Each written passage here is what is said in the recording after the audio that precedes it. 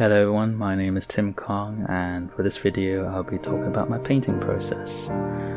Throughout this video you'll just be seeing sort of the choices that I make at certain parts of the piece, and I'll be talking about my thoughts, and hopefully this will help you guys out. So I start with the sketch phase, and I knew I wanted to focus on her head, or basically focus on her face. I knew the character was to be a sort of humanoid, dragonoid lady. I wanted her character bio to be sort of someone who's been around for 1,000 years. She's seen watched people come and go, and I wanted to emphasize that emotion of loneliness that she might feel. So after doing a first pass, I usually like to do a second pass. This sort of just helps me get a feel of the details, because the first pass was more to just sort of get a feel for the composition, sort of flow of the image. For her design, I wanted to focus a lot on East Asian designs, Japanese or Korean. I haven't quite made up my mind which one I want to go, and you'll quickly see that I'll probably end up scrapping this piece and doing another one. I did a third pass because I wasn't too sure about the details, and I really wanted to see if I could refine some of her designs.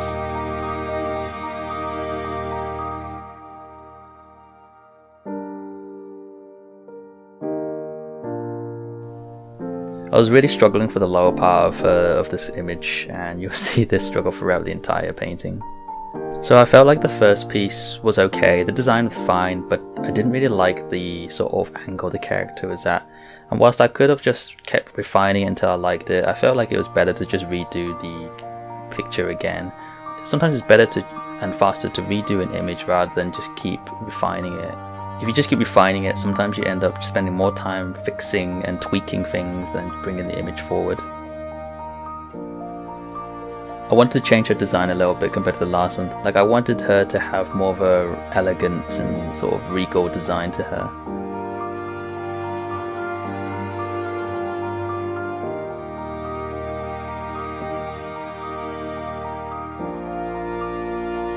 Throughout this whole piece I tried to stay zoomed out quite a lot. I find that if you zoom in too much you kind of get tunnel vision and you forget about how the piece looks overall. If you stay zoomed out as much as you can, you always have a good overall look at the image. I found with my last couple of videos I always zoomed in way too much, and that's probably end up making the image take a lot longer than it should have.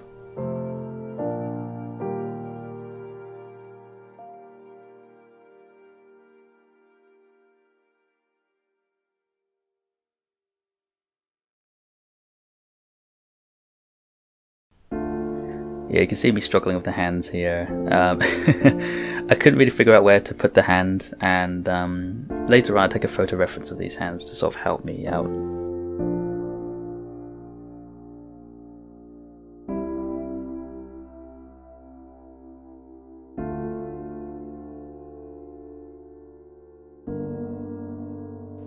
At this point I was happy enough with the image, and I'm just going to go to put some flats down. I knew I wanted the background to be quite light, and I wanted the characters also to be light. I just wanted to show this sort of ethereal design to the whole entire image. However, I didn't realize until a lot later how hard this was going to be, because this created a complete lack of contrast, and it was really hard to make the character pop. Yeah, here I made the actual conscious choice to change the long sleeve. I was thinking about it for quite a while, but I wasn't too sure, so I just kept going on until I decided to change it. At this stage it's okay, because it's still early on, and making any changes doesn't take long at all.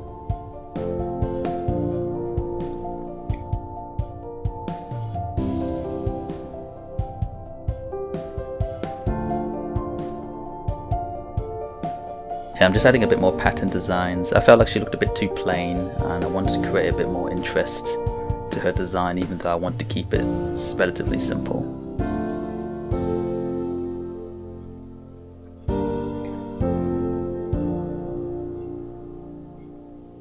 So yeah, just adding more details to the design, and yeah, now I'm adding some cooler colors to her face. I knew I wanted the background to be kind of cold, so I need her face to sort of reflect the elements around her. Otherwise it'll look like she's just cut and pasted onto the picture, which is something I definitely didn't want to have.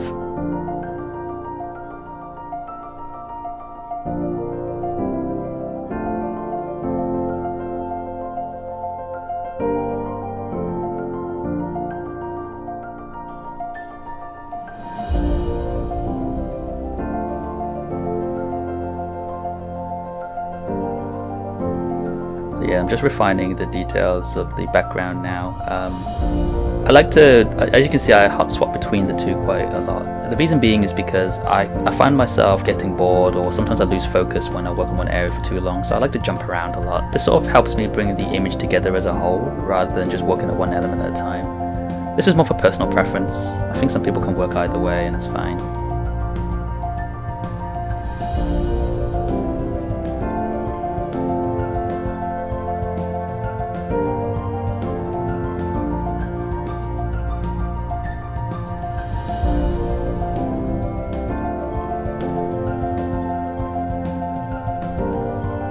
Sort of jump around between the face and the hair quite a lot, because those are like two most largest elements in the picture, or more precisely, they're the elements that matter the most. The face is the focal point, and the hair is what drives the eye around the image.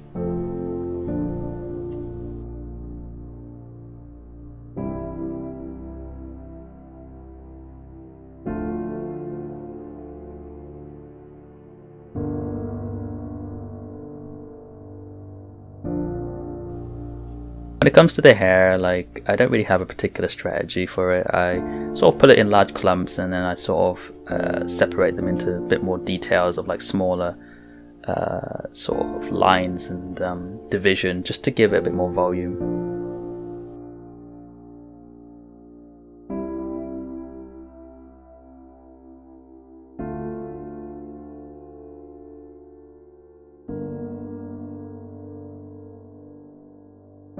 Yeah, here I was experimenting with gradient maps. I felt like the colours weren't quite 100% working out, and I wanted to play around with gradient maps to see if I can insert some new colours that I wouldn't have thought to add myself. It was at this stage that I felt like I really wanted to spend more time with the background. I knew I wanted to blur the background, but I wanted to make sure that it still looked pretty good. Even when it's blurred, if you spend time thinking about the design elements, it will show.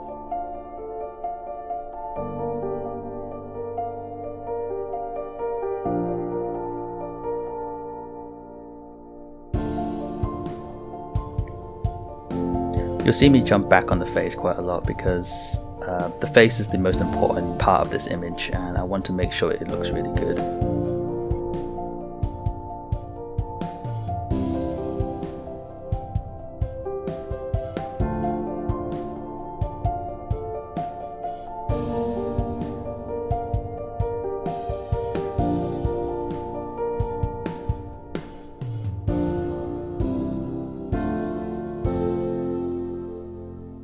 I don't use a lot of fancy brushes. I probably use about 4 or 5. Most of the time I use either a chalk brush or a hard round brush. I think you can see it on the left hand side.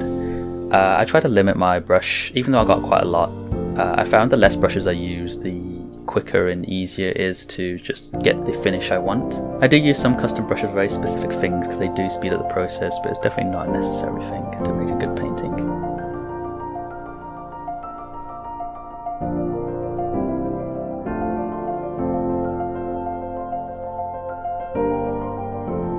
Yeah, I spent quite a lot of time with the hair. It occupies such a large chunk of the image, and I found that I had to spend time to make sure there's contrast going on in the hair itself, not just colour but also shape. These were important in order to make it look interesting and not flat.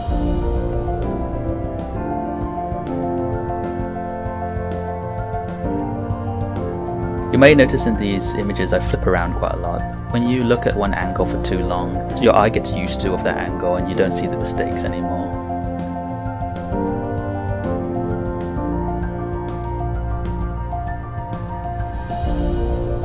I had a reference for the face as well. It's good to get some references when you can.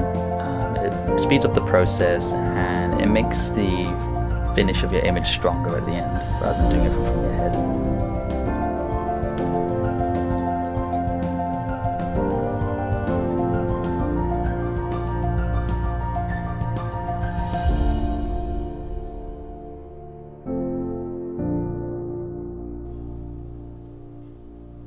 Here I'm trying to make the background look a bit more natural. The trees looked a bit bare bones and they were a bit too vertical for my liking. So I want to add some more sort of branch division, some more angles to them, just to make it look a little bit more interesting and natural. Because otherwise they look like just strange twigs poking out from the ground.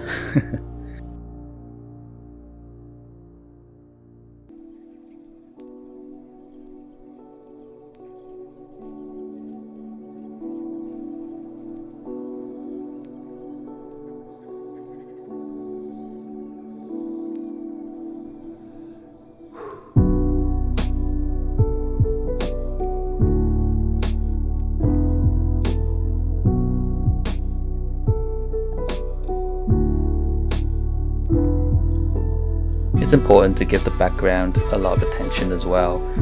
Try not to be, obviously if it's not the focus of the image, you don't want to make it too dense in detail, but you want to make sure the design elements of the background go well with the character as well, or help the composition flow. If it doesn't, it can end up being more of a detriment.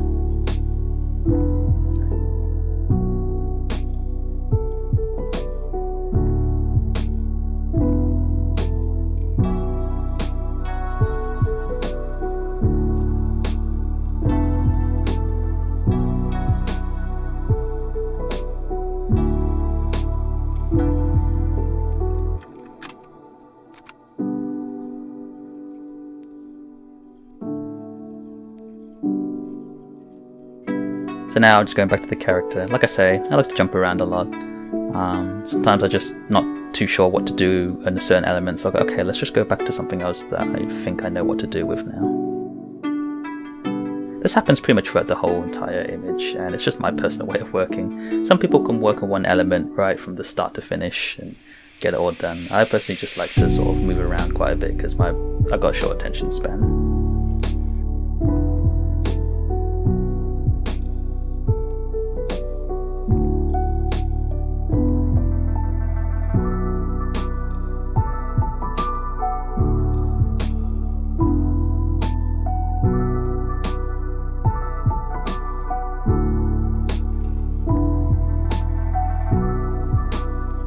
I mentioned earlier, there was a stage where I actually lowered her shoulder a little bit. The reason I did that was because I felt like the last angle was a bit too forced, a bit unnatural, and so I sort of brought it down. Luckily I did it at a stage relatively early in the painting, so it didn't take too long to do. Try to spot these early as you can because it's easier to fix them now than it is later on.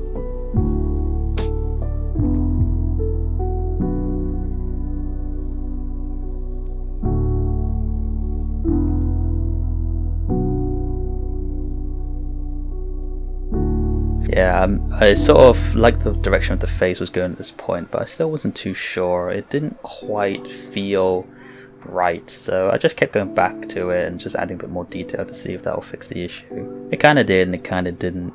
You'll actually find out much later on in the video how I end up solving this issue. And now onto the hands. I actually took some pictures of these hands later on to help me basically get them to look more realistic and more appealing.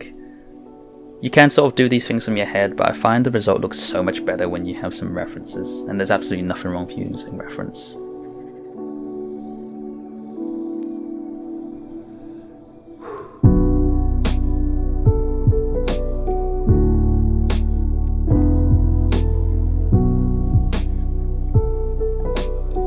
So here I think I spent a bit more time on the clothing itself. I've been sort of leaving it alone for quite a while because it kind of looked alright for the most part, and I thought, okay, now that the face is pretty refined, I need to spend more time on the clothing and the design.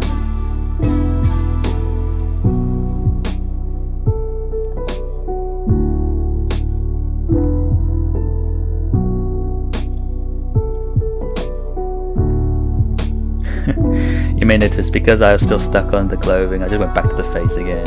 It's a bad habit of mine. I always just keep going back when I'm really stuck on something. I think as long as it's moving the piece forward, it's not too bad.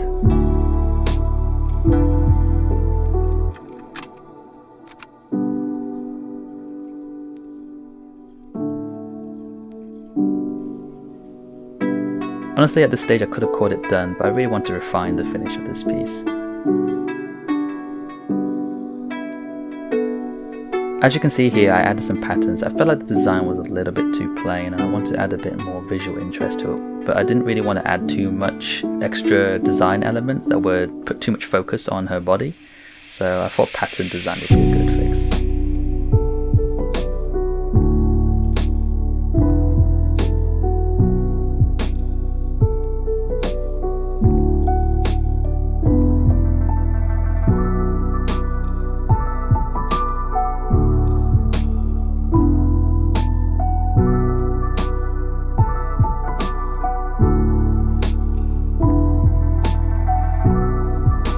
I apologise if the zoom in zoom out is making you nauseous. I can't help it. I like to sort of zoom in just a little bit. I don't resist the temptation of zooming in too much, so I just sort of hand the camera in a little bit closer so I can see what's going on.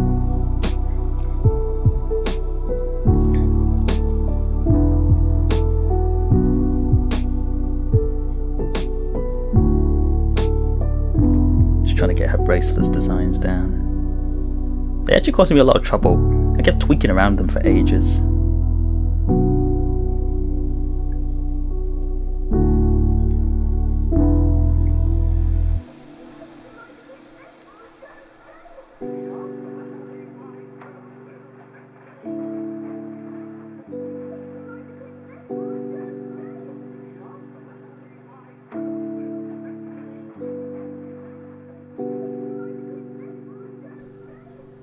I wanted to show a bit more frost in the background, or like maybe her using her abilities subconsciously. Yeah, you can still see here that I still try to play around the colour of the background. I still felt like it wasn't sitting very well. It didn't feel like it was, the colours were meshing together very well, so I just kept playing around with it.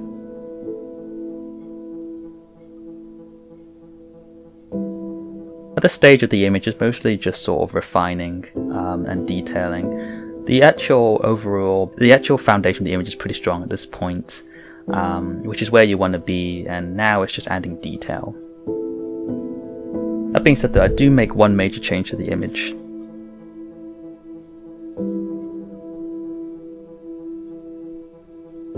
So towards the stage, it's coming close to the end of the image.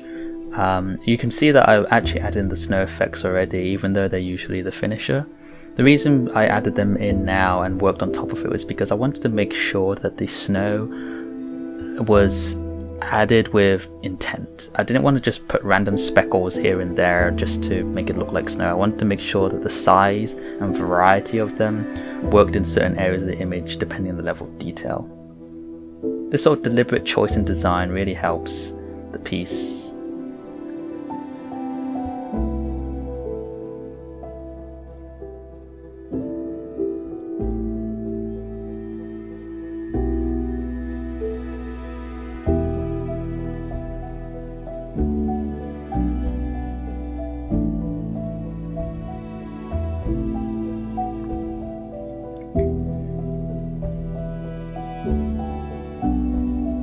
This piece was quite a struggle because there's a lot of like light elements against light elements, and that's why I was struggling a lot with the color and temperature, because that was the only thing I could use to push the contrast. But I still wanted her to have pale skin, and if she was too warm she wouldn't look like she was sitting in the snowy cold landscape.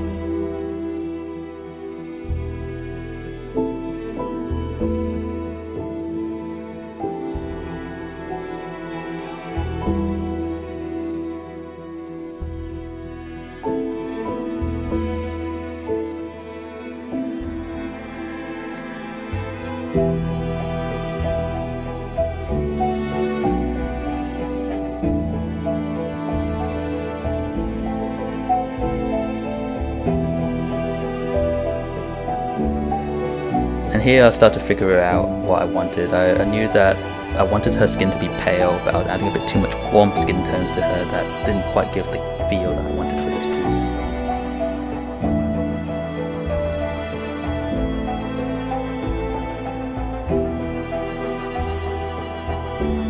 Here's where I think I start to get a really good mesh of the skin tones and temperature. It sort of all clicked towards the end.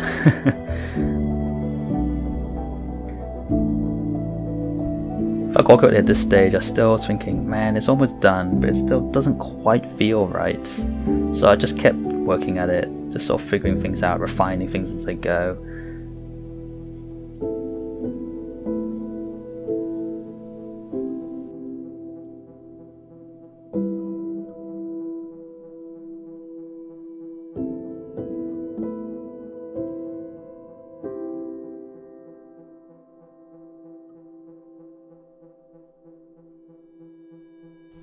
And it's here's where I discovered what one of the major issues was. Those frost, sort of the background, was not really adding to the composition, but I didn't want to get rid of it, so I just kept moving them around to see what better placement of them would work. Now the placement of the sort of frost element really helps go with the flow of the image. Before, it was acting against the flow of the hair, which was creating this strange intersection, which was creating contrast that was not helping the composition of the piece.